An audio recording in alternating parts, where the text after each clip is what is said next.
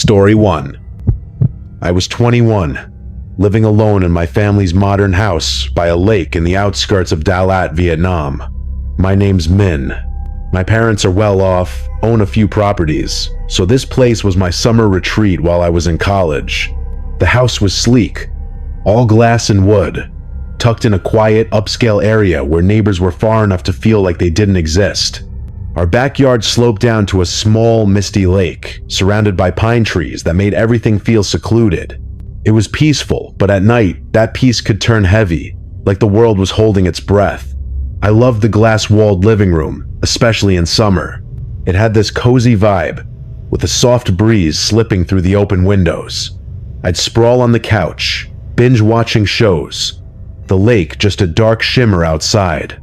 That's where I was that night. A random summer evening, probably a weekday since I was home alone. My parents were off at another property, and my brother was at his own college. I was deep into some drama series, the TV's glow filling the room when I heard it. A splash. Not a gentle ripple, but a sharp, deliberate splash, like something heavy breaking the water's surface. At first, I figured it was a fish, or maybe a bird. The lake had its share of wildlife, frogs, herons, that sort of thing. I ignored it, eyes glued to the screen. But then it came again, louder, rhythmic, like someone was wading through the water. I paused the show, the sudden silence making the room feel too big. Another splash, then another, steady, purposeful. I leaned toward the window, straining to hear. That's when I caught it. A low hum, a man's voice, soft but clear, drifting across the lake. My stomach twisted. No one should be out there. Each house owned a slice of the lake, and this was ours. Trespassing wasn't just bold, it felt personal. I told myself it could be a neighbor, maybe someone drunk or lost, but the humming felt too deliberate, like it was meant to be heard. I turned the television volume down, the room now dead quiet, except for the faint creak of the house and that eerie hum. I pressed my ear to the glass, the cool surface grounding me for a second. The splashing was heavier now, not like a bird or even a dog. It was human, no question. Long, slow strokes through the water. My heart picked up, not racing yet, but uneasy. I stood, hesitating, one hand on the window frame. Part of me wanted to open the door, step onto the terrace, and see who it was. But the lake was pitch black, the pine trees swallowing any moonlight. I'd be staring into nothing, and whoever was out there would see me first, framed by the house's lights. I stayed put, listening. The humming stopped for a moment, then started again, closer now, maybe halfway across the lake.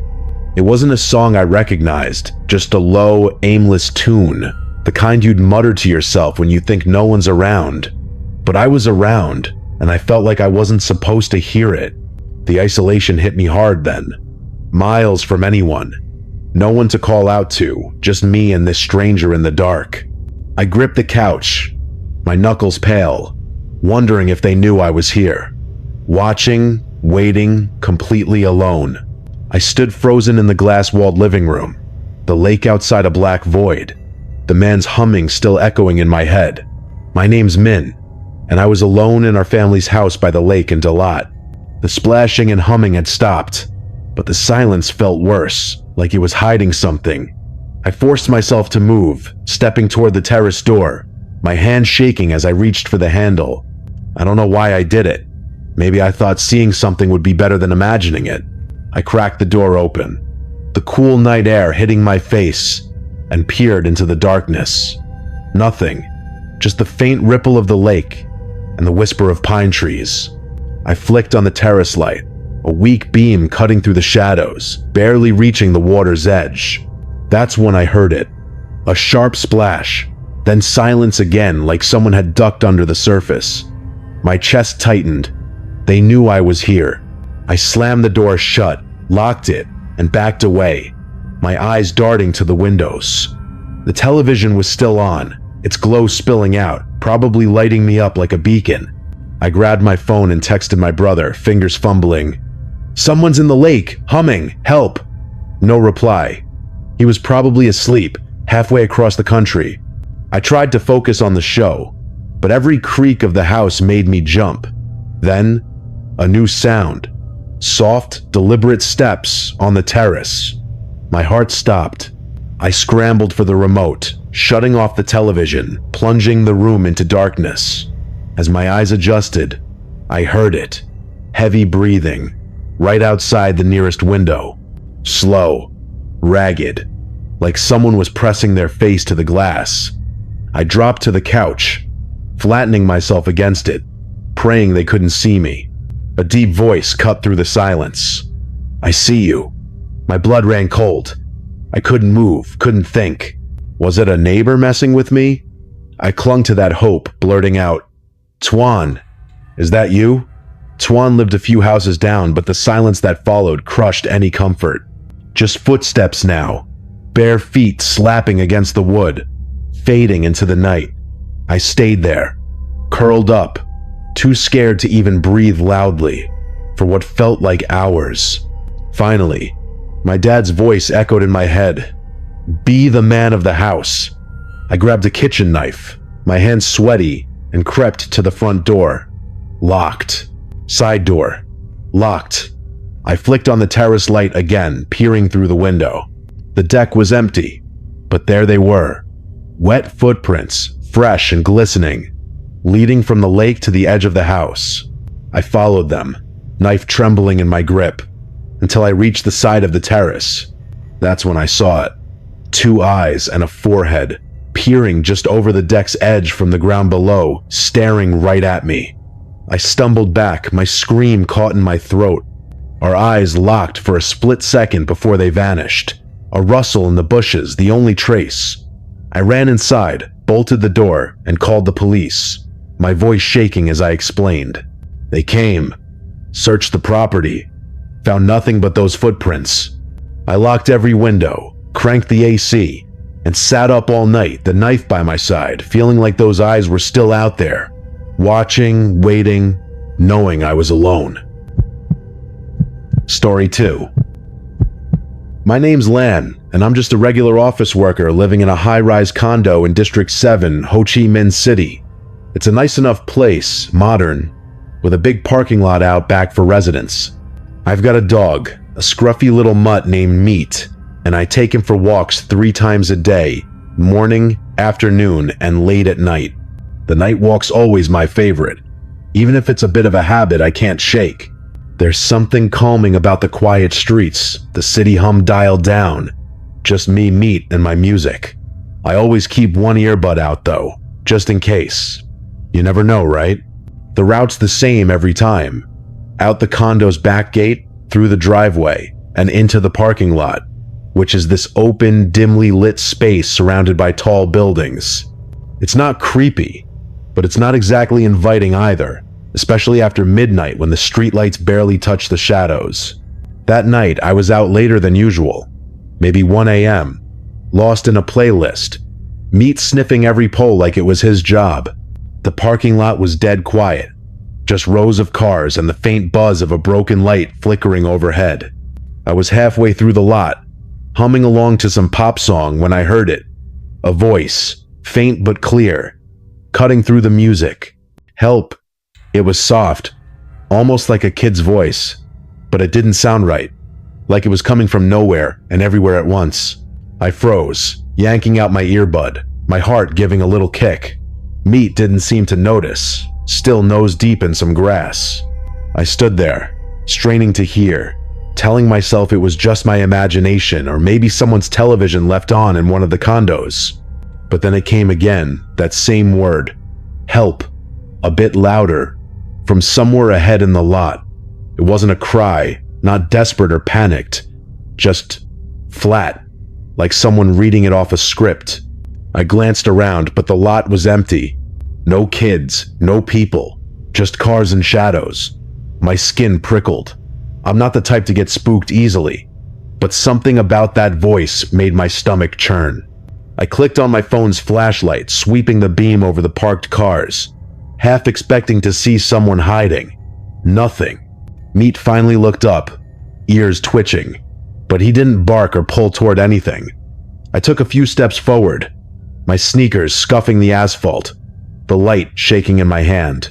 The voice came again, closer now, still that eerie, hollow help, like it was testing me, daring me to come find it. I stopped dead, my breath shallow. The condos loomed around me, their windows dark, no one awake to hear me if I shouted. Meat tugged at his leash, oblivious, but I couldn't move. That voice wasn't right. It didn't sound like a kid anymore, more like a weird mix of young and old, muffled, like it was coming from inside something. A car? A trunk? My mind raced, but my feet wouldn't budge. I was alone out here, just me and Meat, and whatever was making that sound knew it. The lot felt like it was closing in, the shadows thicker, the air heavier, and all I could think was that I wasn't supposed to be here. Not now. Not with that voice watching me from the dark. I'm Lan, and I was stuck in the middle of the parking lot behind my condo in District 7, Ho Chi Minh City, my flashlight shaking as that creepy help echoed again. It was past 1 a.m., just me and my dog Meat, the lot swallowed by shadows. The voice wasn't a kid's anymore. It had this weird, hollow edge, like an adult trying to sound young, coming from the rows of parked cars to my left. My heart was pounding, but I couldn't just walk away. What if someone was actually trapped? I took a shaky step forward, sweeping my phone's light over the cars. Mostly SUVs and trucks, their bulk hiding whatever was out there. Mitei's ears perked up, his head tilting toward the sound, and that's when it hit me. He heard it too. This wasn't in my head. The voice came again 3 times in a row. Help, help, help. Each one identical, no panic, no emotion, like a recording on loop. It was closer now, maybe 2 or 3 cars away, muffled, like it was coming from inside something. My mind screamed trunk, but I pushed that thought down. I whispered to Meat, "Stay close." My voice barely audible. I moved another step, the beam catching glints off windshields. But the shadows between the cars stayed too dark, too still. Then, silence. No voice, no rustle, just the faint hum of the city and my own breathing. I stopped, gripping Meat's leash so tight my knuckles hurt. The quiet was worse than the voice. It felt like something was waiting, watching me fumble in the dark. I swung the light wildly, heart in my throat, and that's when Mitt growled, low and sharp, staring at a black SUV a few feet away. The voice came back, one last. Help. So close, it felt like it was right behind me. I spun around, light flashing everywhere, but there was nothing. Just empty asphalt, and me tackles up. That was it. I couldn't do this. I yanked T's leash and bolted, my sneakers slapping the ground, his little legs scrambling to keep up. The condos towered around us, their dark windows like eyes, no one there to help. I didn't stop until we were through the gate, up the stairs, and inside my apartment, slamming the door behind me. I locked it, double-checked, then sank to the floor, Meat panting beside me. My hands were shaking as I called my mom, words tumbling out about the voice. The lot, how it didn't sound human. She was confused, half asleep, and said it was probably just some prank or my imagination. I begged her to let me call the police, but she brushed it off, saying there was no proof, no one to find. I hung up, staring at the door, feeling like that voice was still out there, knowing I'd run. I didn't sleep that night, kept every light on. Meat curled up next to me. The next day, I couldn't bring myself to walk through that lot again. I kept replaying it, the flat, lifeless tone, the way it seemed to follow me, the way Mitt reacted. Was someone messing with me? Was it a trap? Or was it something else? Something that wanted me to come closer? I'll never know, but I feel it every time I step outside at night, like those shadows are still watching, waiting for me to step back into the dark. Story 3. My name's Huy, and when I was 10, I lived in a wooden house in the countryside of Dong Nai, Vietnam, surrounded by thick forest. It was just me, my parents, and a whole lot of trees. The house was old, creaky, with walls that seemed to whisper at night. My room was in the back corner, big for a kid, with 2 walls of windows looking out into the woods. It was cool during the day, but at night, those windows made me feel like the forest was watching me. I wasn't a happy kid. Depression hit me young, though I didn't have a name for it then. I'd spend hours alone in my room, drawing or staring at the ceiling, feeling like I didn't fit anywhere. My parents were busy, always working, and they didn't get why I was so quiet. My room had this nightlight I loved, a little globe that could change colors. I always kept it on red. It felt warm, safe. The woods outside were pitch black, and I was scared of the dark, though I'd never admit it. One night, I woke up for no reason, which was weird because I usually slept like a rock. The room was dark except for the nightlight, but it wasn't red. .it was green. I blinked, confused, thinking maybe I'd bumped it in my sleep. I switched it back to red and passed out again. Didn't think much of it until a week later. I woke up one morning, and the nightlight was blue. I checked the switch. It was still set to red. I asked my parents if they'd messed with it, but they looked at me like I was making stuff up. "It's just a glitchy toy," my dad said, brushing it off. I believed them, sort of, but it bugged me. Then, one morning, I woke up to find the nightlight unplugged, just sitting on the floor. My heart sank. I knew I hadn't touched it. I told my mom, but she said I must have knocked it over and forgotten. I was starting to feel like I was losing it. A few days later, the nightlight was gone. Completely vanished. I tore my room apart looking for it, but it was like it had never existed. I confronted my parents, thinking they'd taken it to make me grow up. They swore they hadn't, but I could tell they thought I was being dramatic. I was mad, but what could I do? They were the adults. After that, I started feeling uneasy in my room, like the air was heavier, the windows didn't help.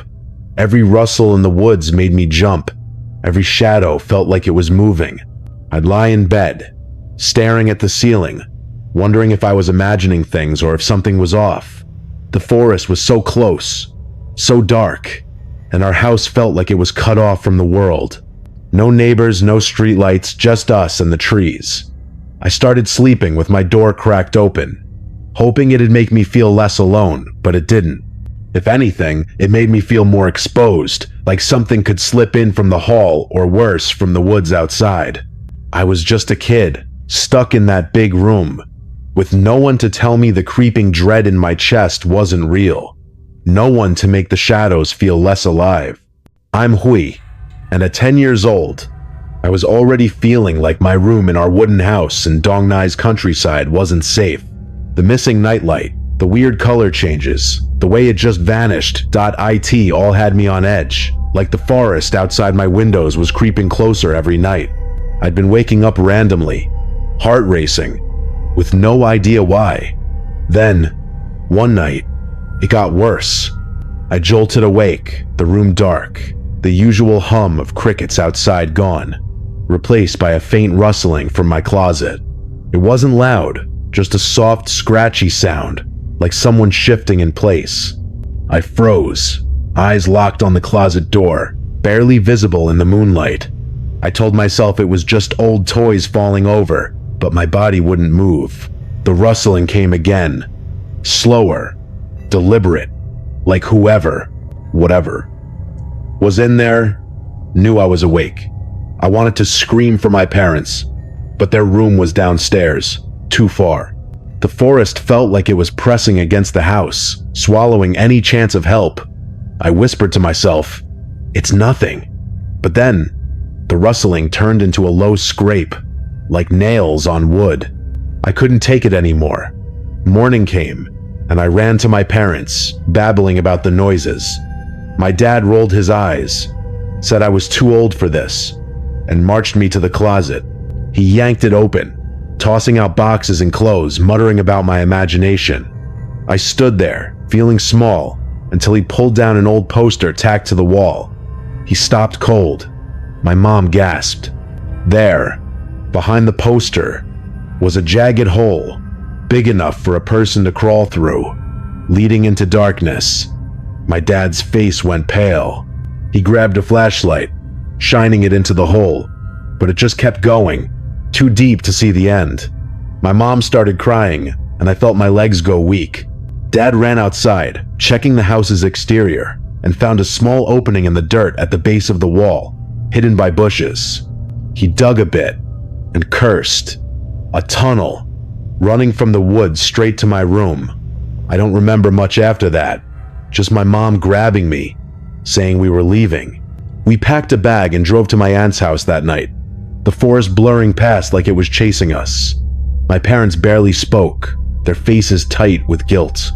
They'd dismissed me for weeks, and now we all knew someone had been in my room, maybe every night, watching me sleep.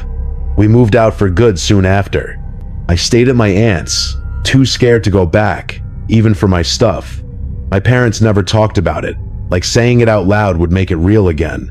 I still see that hole in my dreams, the black void behind the poster, and I wonder who was there, what they wanted. The worst part? I'll never know how long they'd been coming, how many nights I'd lain there, unaware, with them just feet away. That house, that room, it broke something in me. I wasn't just a kid scared of the dark anymore.